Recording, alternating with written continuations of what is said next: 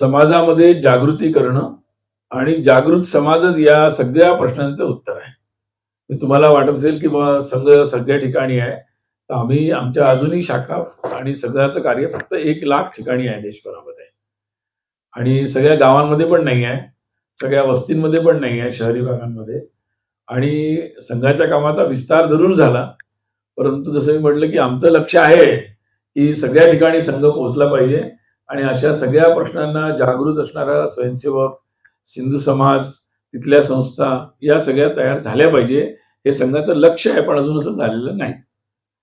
आणि दुसरी गोष्ट अशी आहे त्यामध्ये महत्वाची, की समाजामध्ये जशी जागृती होते आहे, म्हणजे तुम्ही ज्या प्रश्नांची चर्चा करताय, एक वेळ अशी होती, काय बदल झाला, संघाने काय केलं असं जर मला सांगायचं झालं, तुम्ही अनेक प्रश्न विचारले, अजून पण असतील असे 2-4 प्रश्न.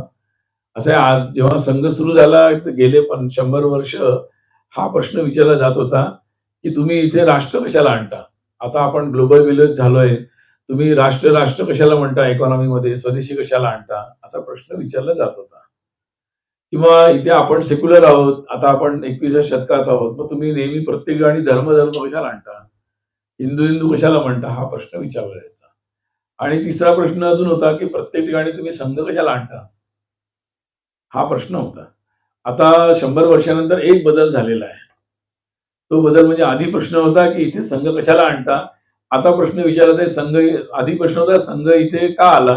आता विचारत आहे की संघ इथे का नाही आहे? इथे काय करत आहे संघ? हा जो काही बदल झाला, तो बदल होण्याकरता संघाने जे काही 100 वर्षात कार्य केलं, त्याचा परिणाम म्हणून हे सगळे प्रश्न आज येतात आहे आणि चांगली गोष्ट आहे, त्याचं स्वागत करतो मी.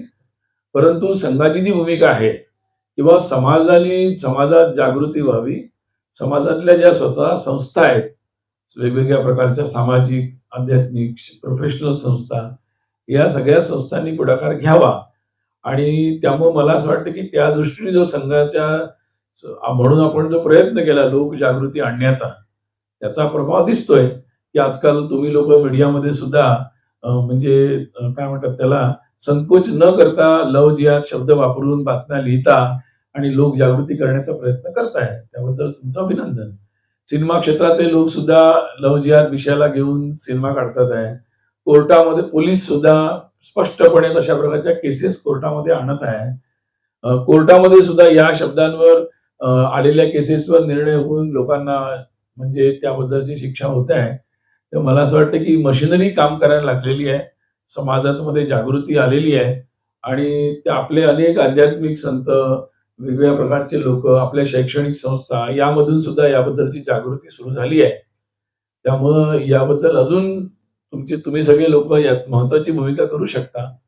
त्यामुळं याबद्दल जे काही असे वेगवेगळ्या नावानी म्हणजे खरं आध्यात्मिकता जर कुठल्या रिलिजन मध्ये ठेवली तर अशी कामं गडबड कामं होतच नाहीत. परंतु जेव्हा आध्यात्मिकता बाजूला सारून गोष्टी केल्या जातात तेव्हा या सगळ्या गोष्टी घडतात.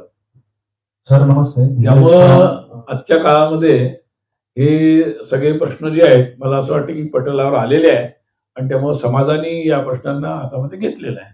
तेव्हा पुढल्या काळामध्ये मला असं वाटतं की याबद्दलचे जागृती जी जशीशी होत जाईल तशा या प्रश्नांचा पण पाडानिवाडा होत जाईल.